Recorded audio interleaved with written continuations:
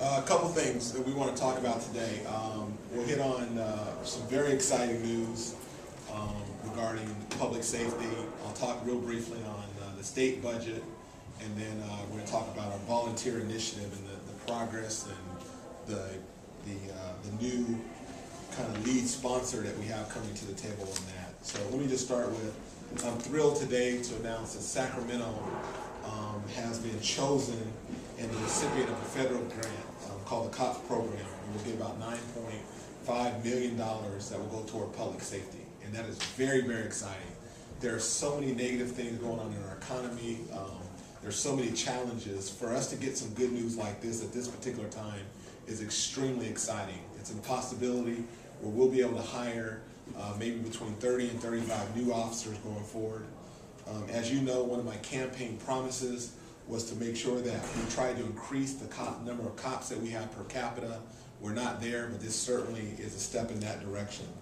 Whereas most large cities are increasing their police forces, we've done a good job of trying to stabilize our budget for public safety. We were able to get labor concessions, where I'm still extremely excited and thankful to SPOA, where they gave back their cost of living increase so that we can look at our budget going out over the next 3 years. One of my priorities in the last 6 months has been going back and forth to Washington and certainly lobbying on behalf of our city to make sure that the economic stimulus dollars would be considered for California and certainly Sacramento. And we put a lot of time and energy going back to Washington. We've had multiple trips. The chief and I went back and we talked to the Secretary of Homeland Security. I've also had conversations with Eric Holder, the Attorney General, and a number of other people in terms of HUD and other important agencies.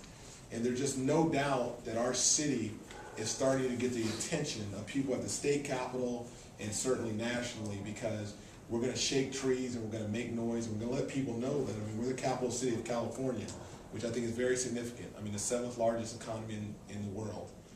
CNN right now, when they're talking about big cities are not getting what they thought they would get in terms of this economic stimulus program for the COPS program, and we as the city of Sacramento got recognized, which I think is extremely significant for where we are today. The other thing I want to say really quickly is that when I went back to Washington in January and February, and Eric Holder and the Vice President and President, they started talking about an additional $1 billion for the COPS program. And I think this was a program that was kicked off initially in the Clinton administration. And I think he had some very aggressive goal, 100,000 more police officers that we wanted to have on the street. This certainly doesn't give us the same bang for our buck, but it's a huge step in that direction. And it's a program that apparently, I guess in the past, we're used to have to match that particular fund. And going forward, this is a 3-year grant where we'll be able to hire officers for 3 years. And then I think after the 4th year, we have to pick up the tab going forward. And again, it's a huge shot in the arm for public safety. Our police force, our chief is here, I'm gonna have him come up in a minute, but we're busting our butts trying to do more with less.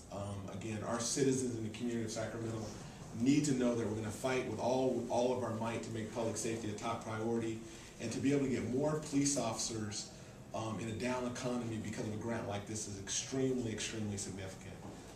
Just today, I think probably most of you probably already know about it, but we had a fire, I believe, that occurred out in the Tahoe Park area because of one of our brownouts.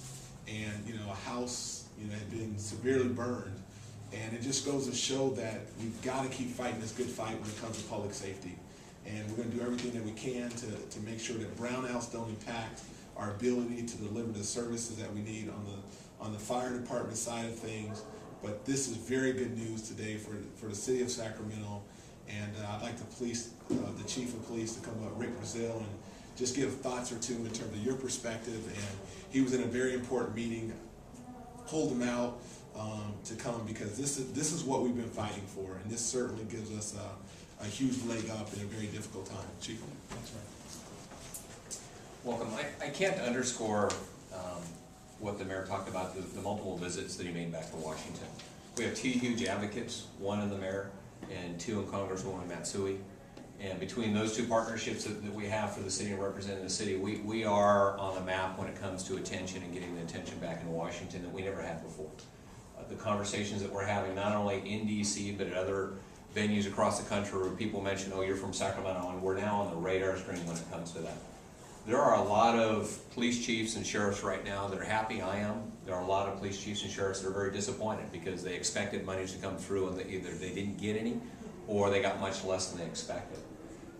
One of the things that made a difference, I feel, in this city is that we're on the radar screen. People know about Sacramento, they know the issues that are in Sacramento, they know the efforts we're making to try to make this city a better city and a world-class city. I do want to emphasize one thing, and the mayor mentioned that with concessions. Part of the budget cut right now, we're well over 100 police officers down and over 100 civilians down. So the 35 officers that we're going to be able to hire, you know, while it helps, doesn't fix the problem that we have. It's basically slowed down the impact that would have been out in the community that eventually we would have felt when it comes to response time. I've already been hit with a couple questions. Where are they going to be assigned? Those 35 officers will go to patrol once we get them up and running.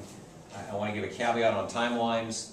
This president made it very clear in the grant applications that this is not something that can be extended 5, 6, 7, 8, 9, 10 years out in the future. That his expectation is that people get hired quickly and get put onto the streets quickly, and we'll accomplish that.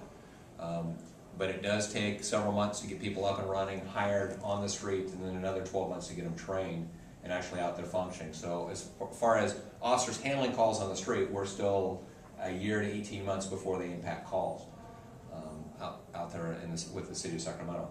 However, the opportunity to hire 35 folks is outstanding. I was sharing with Deputy Chief Summers last night. We were here late last night, and saying, you know, I would just like, as a police chief in Sacramento, just to be able to hire people instead of keeping positions vacant and looking at cutting budget, because that's all that's happened over the last 20 months that I've been here.